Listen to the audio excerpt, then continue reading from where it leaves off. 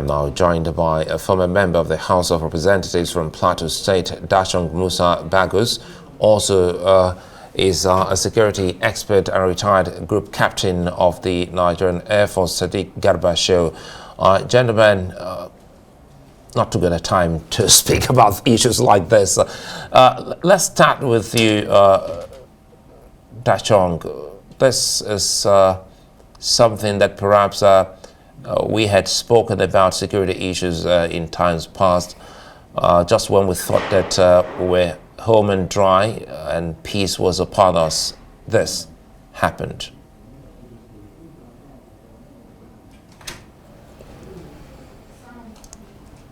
Honorable, that's you. Well,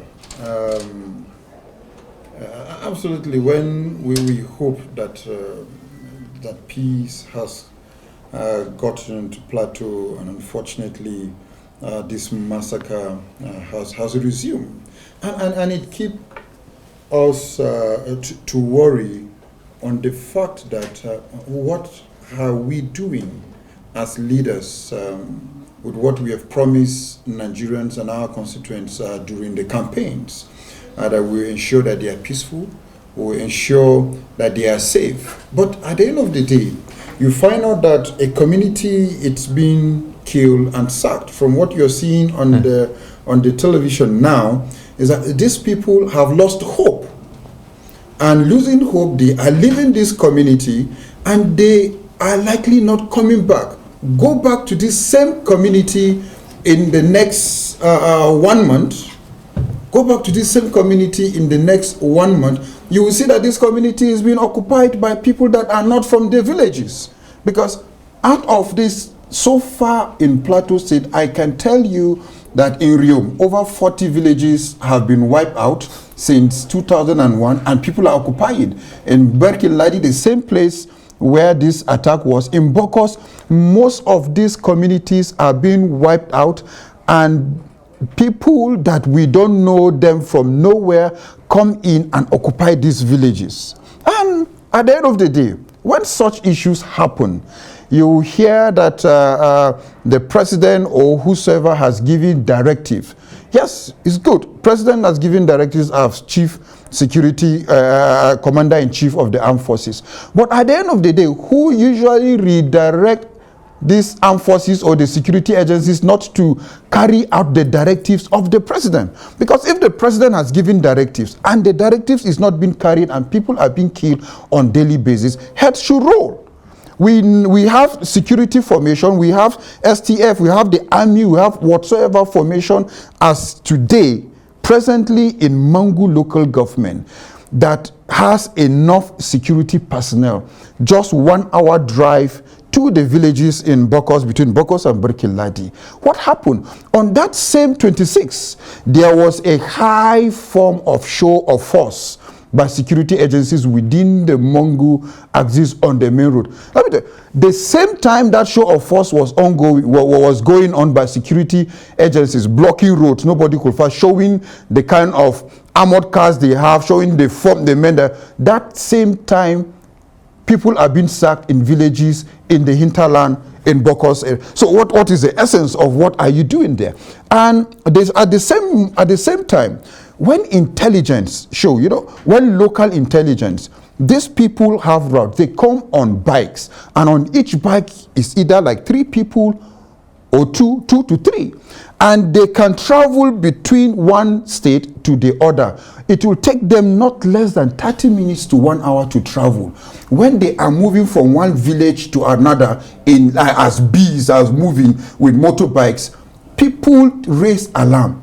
But when this alarm is being raised, we expect that security agencies should be proactive. But at the end of the day, nothing happened. You will see, you have intel that this thing is happening, is going to, you see movement of people on bikes, 3 in numbers, in hundreds of bikes.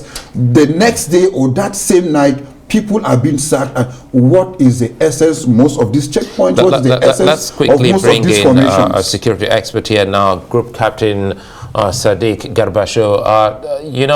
Listening to Dashong Musa, one of the key concerns that everyday Nigerian will ask is that people in the numbers on motorbikes, to the best of our knowledge, we don't think that there are motorbikes that are so silent when they move, especially in droves. What exactly do you think we're not getting right today, especially knowing full that most of the times that we experience this is when people are celebrating?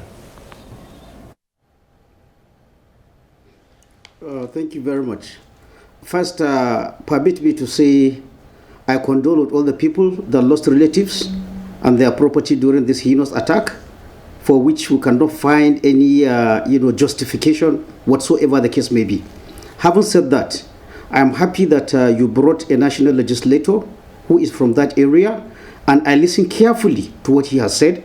I have also, since the incident started, as part of my work, I have followed all the chronology, the events, the timings that happened since this attack was first reported on the media. Now, permit me, with respect, to tell the federal legislator that is there with you, I heard him saying that there are enough security men. I would like, Honorable, to please find out what does he mean by enough. Has he found out how many troops are actually there and what they are expected to do? Just saying enough and going forward, covers a lot of things. Now, since this incident started, we are looking for solutions now. This one has happened. We want to look for a way of it not happening again. But in doing that, we have to be very honest with ourselves. We have to interrogate all the actions of all the stakeholders, from the state government to the local government chieftains, to the people themselves, to the security agencies.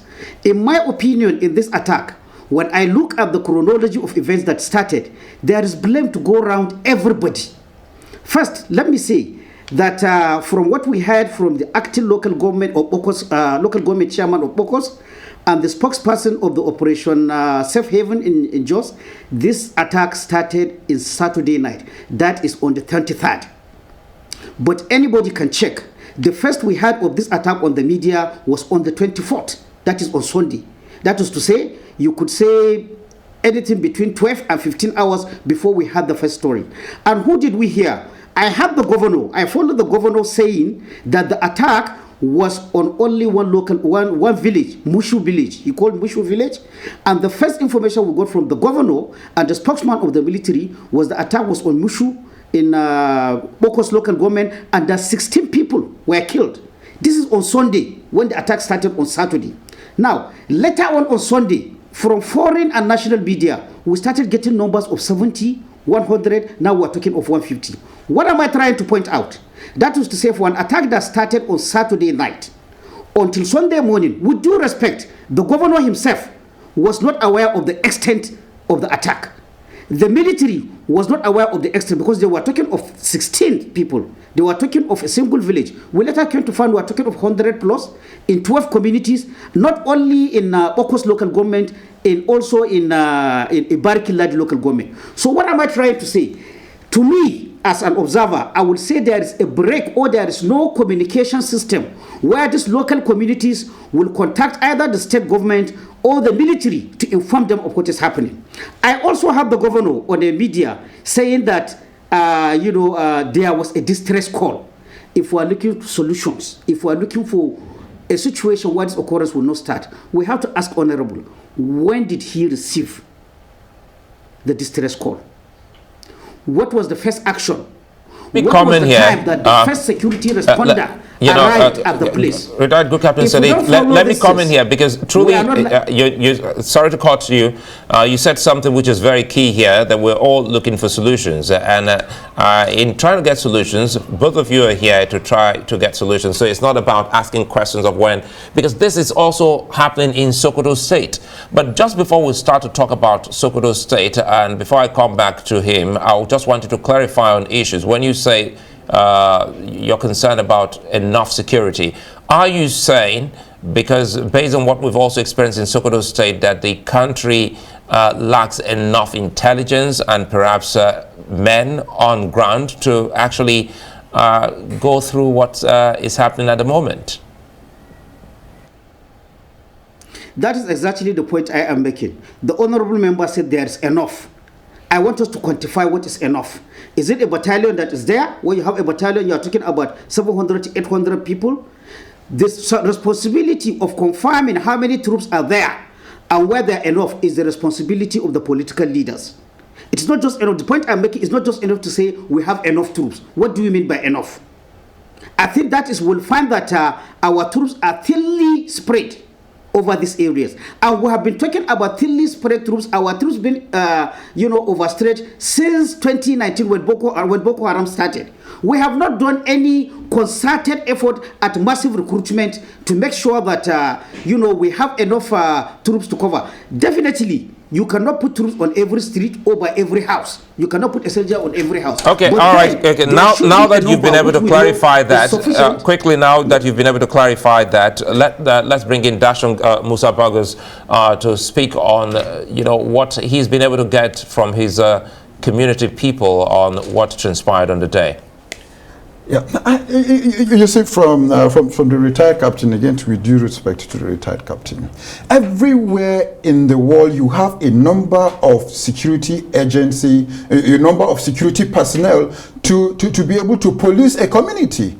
On the same day that there is show of force by the security personnel, if this show of force could have gotten to that same venue, I can tell you that these bandits and these terrorists and whosoever they are calling on non-gunmen, which we could hear from video that these people are calling some names. I don't know. So how long we're going to call? This couldn't have happened. And again, time of travel between where these people came from and to those venues, and time of travel between where the security formation is to where it happened, the security agencies could have reached there from when it is from one village before it got to 17 communities. So to me, being enough is not about you must have 1,000 security personnel against 500 security personnel. No, strategy is very important in addressing security issues, because as a security analyst and a security strategist,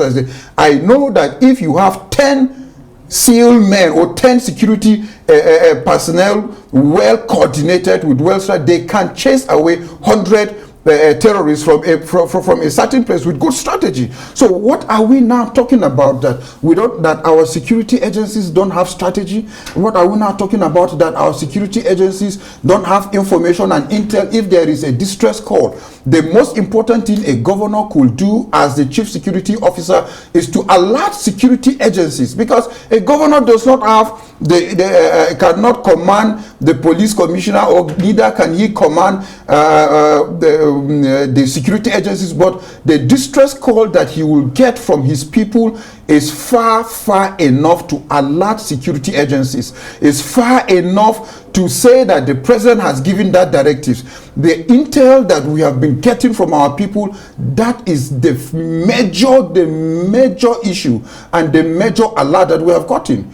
The next thing that we expect that security agencies supposed to have moved to wipe out 17 communities and no casualty by those people, no casualty. We cannot say that the security agencies have been able to gun down any of those people. We cannot say that they have been wounded or anything. These people come into such communities, wipe away 150 people, and tomorrow you will say that is a clash. That is purely genocide. That is purely land grab, because there are communities that these major people are still occupying today. At this point in time, gentlemen, let's just pause for a moment. I understand we have a representative from the Plateau State government who will be speaking with us to give us a sense of what the state government has been able to get so far.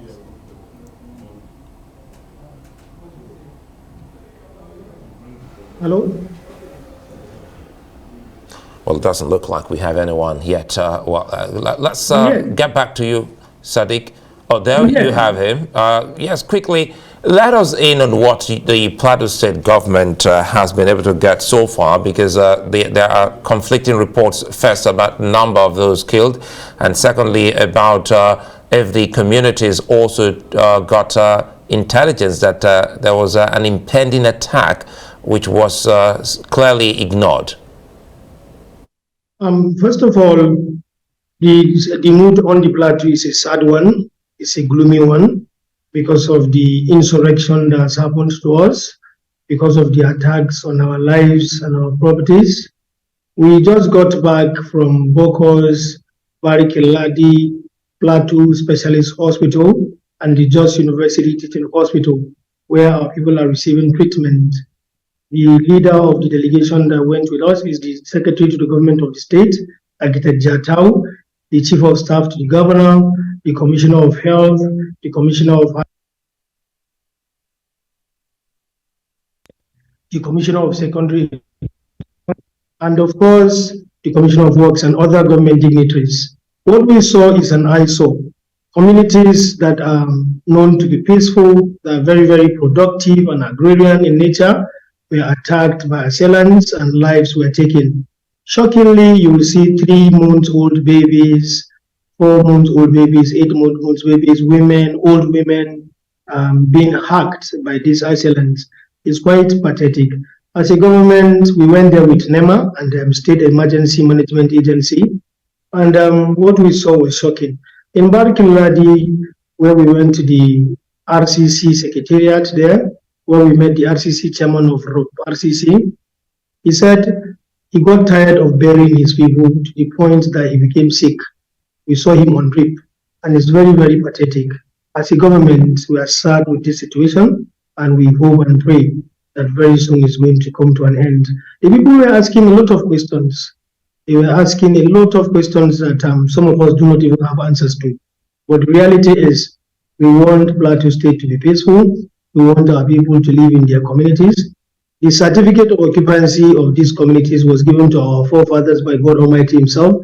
So people cannot just come over and take our land like that. It's very, very pathetic. And as a government, we have always inspired our people to be productive. We have always inspired our people to be law-abiding, and that's what they've always been. The usual average Plateau man is known for peace, is known for excellence. I don't know what has happened that people would want to come and take our land, want to come and take our life and take our livelihood. It's very, very pathetic and excruciatingly painful that people will wake up on the eve of Christmas and people are being killed on Christmas Day. It didn't stop there. People in military uniform, in a well-restricted... Musa Ashoms, just let me quickly clarify. Has there been any intel that this is about taking over ancestral homes? This is not new to us. It is not new to us. If you go to Plateau State, we can take you to communities, or we'll name the communities because it's scary.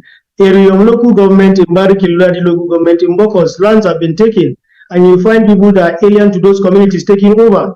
And it's like they're comfortable with that. That's why they come over and over. So the federal government were appealing to come to our aid because people have grabbed our lands. It's not just today. It's something that has been happening. You know, when something is profitable, when a venture is profitable, you reinvest in it. You put all of your efforts into it.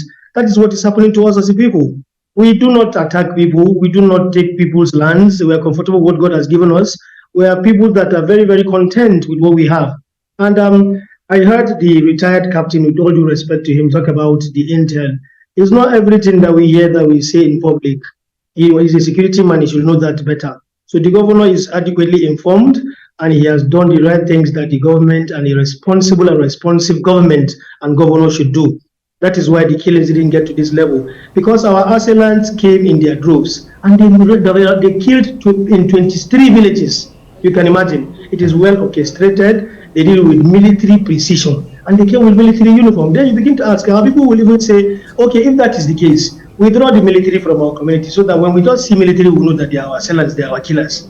Because sometimes you come out after your people have been killed, you get arrested, and they will bring you to the media and say you are the victims or you are the suspects. So our people have a lot of questions that they are asking. And some of these questions we do not have answer to, with all honesty.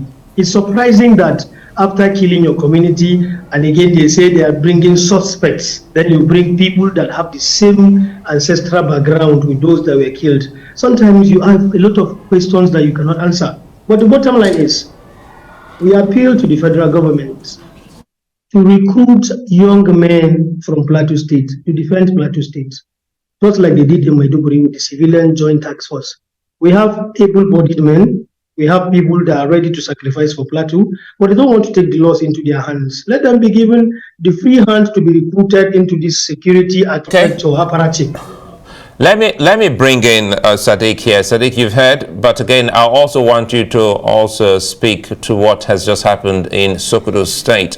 If Ashoms, who is the commissioner for information in Plateau, is saying that this is not far from land, grabbing and takeover, what do we also say of the happenings in Sokoto State? Do you think our security personnel are overstretched, or into these festivities we always drop the ball?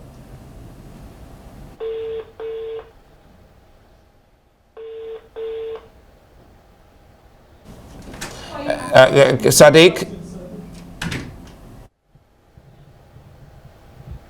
Well, it looks like Group Captain Sadiq isn't, well, he can't hear us for the moment. But again, I come to Dashong.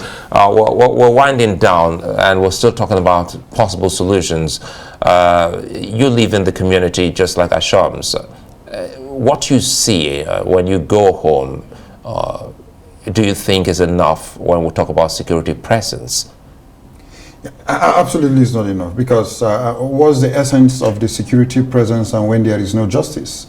Like Ashoms have said, we have proven facts of military ID cards that these perpetrators come, and at the end of the day, they drop these ID cards. In my own village, some times back, there was a fake military ID card that we found from one of the suspects, and at the end of the day, when you community arrest a suspect, hand over to the security agencies, tomorrow you hear that this same person have been transferred to Abuja and the case have died. So these are issues that we wonder, when will justice be dispensed to our people that are being killed on daily basis? Because like I was trying to say earlier, that if it were a clash, you hear that the community and the people that came to perpetrate this evil will meet, and there will be a clash. You will find casualty from both areas. But this is a situation where there is only casualty from one side, people that have been killed at the end of the day. And at the end of the day, we will now say that perpetrators will be brought to book. And I always say that the book of the perpetrators is empty, while the book of those that have been killed has been filled up. So when will we really get this? And today, if not that, because viewers' discretion, we have videos of these same people. They were filming the people that were killed. They have radio in their hand. They were communicating. They were communicating like security agencies, communicating in full footage. So we don't know whether they are Fulani or which headsmen or whatever, but the language they were communicating in that video were full footage. So these are video. If not because it's security viewer discretion, we will show the video here. So this is not an issue that when we start talking, and someone will think that we are against a tribal or an ethnic group. But let's remove religion from this. Let's remove ethnicity from this. Let's address this issue headlong. Till then, we want to address these issues headlong. Then government will be able to know the true way of trying to address these issues. But if we want to put on blaming game, we are not giving justice to people that are being killed. I can tell you that this is how it's going to continue, because these people have whatsoever agenda they want to achieve by grabbing those lands within those areas. If we have time, we're going to chronologically look at why are those areas that are being grabbed. Check the map of Plateau State. You will see that most of these lands that have been grabbed are lands that are graded, there are lands that are very fertile, there are lands that have water, there are lands that throughout the season you have green areas, and these are issues that there are mining areas as well. So these are issues that we need to look into. Okay, I need to confirm if Sadiq Garba can now hear me, but before that, quickly here, there are also narratives saying that some Fulani settlements too were attacked. I don't know if you also got that, Dashong. Did you also get that, Honorable? Absolutely. Because so in other words, that's why we said that we don't there are really casualties on both sides. Then, when you say casualty on both sides, meaning that you are now trying to say that it is the Fulani that came and there's casualty. No, there are Fulani that are staying within those communities just like in Sokoto and even in Zamfara. So we are now saying that who are those that came to this community? Because the settlers of these communities are being wiped out. So we don't know who came. Is it the Fulani or is it which tribe or whatsoever? But the video we have and the audio we have, even they are communicating through radio messages. So these are issues that the intel we are talking about, and to the retired general, that look, go down to the communities, get actual intel of what the people have faced, the security agencies that are on ground, get actual intel.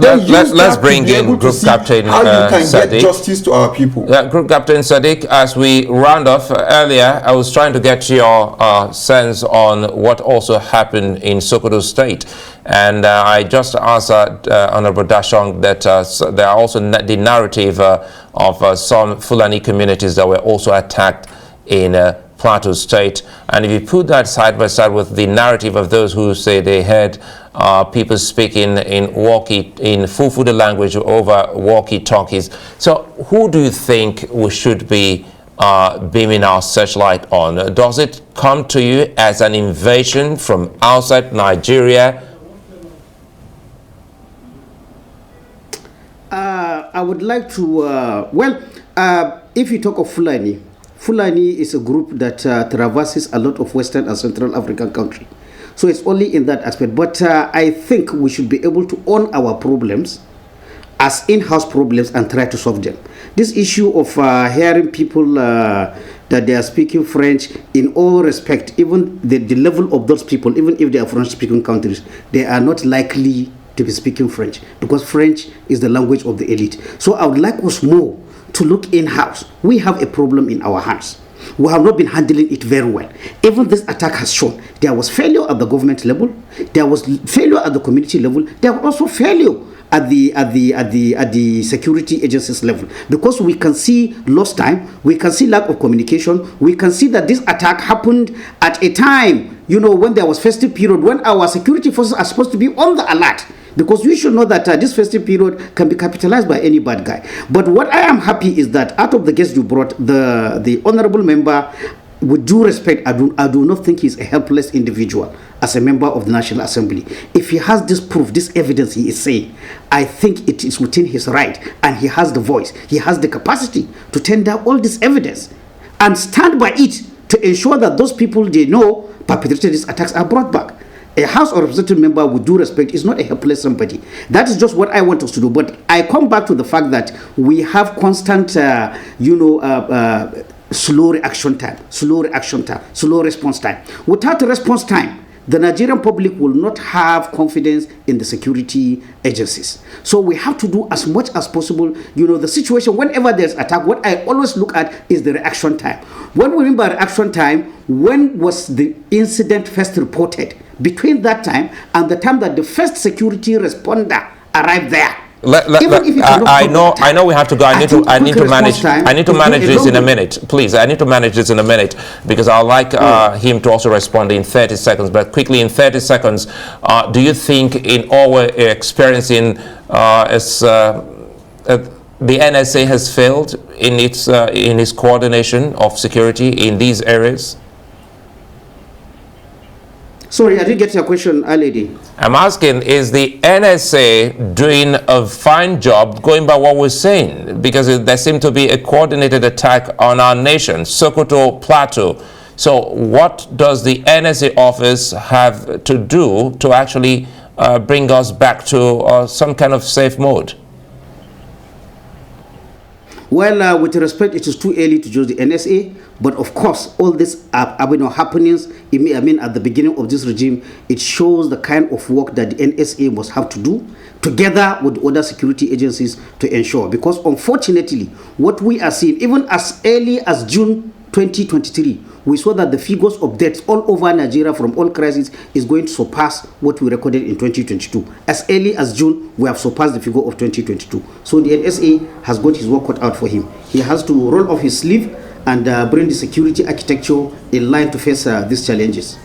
And now for you, Dashong, if we can do this quickly in 30 seconds. Addressing insecurity is not rocket science. In the 21st century, that we are not using technology and a bee of bikes and people will be moving, and we don't have a satellite, we don't have anything that will be able to address these people and know that these people are moving. And we are now saying that what intel, we are looking for local intel to be able to move. We need to be proactive as the people. And to the retired camp, it had followed all Plateau legislators and the National Assembly, and even not just Plateau, the 360 members. When I was in the House, there is no day that members don't put up a motion against security on issues of insecurity in the country, to an extent that we even called for the sack of the service chiefs during the previous administration. These are issues that members of the National Assembly, stakeholders, we can be able to cry out, but the political will remains on the doorstep of government giving directives.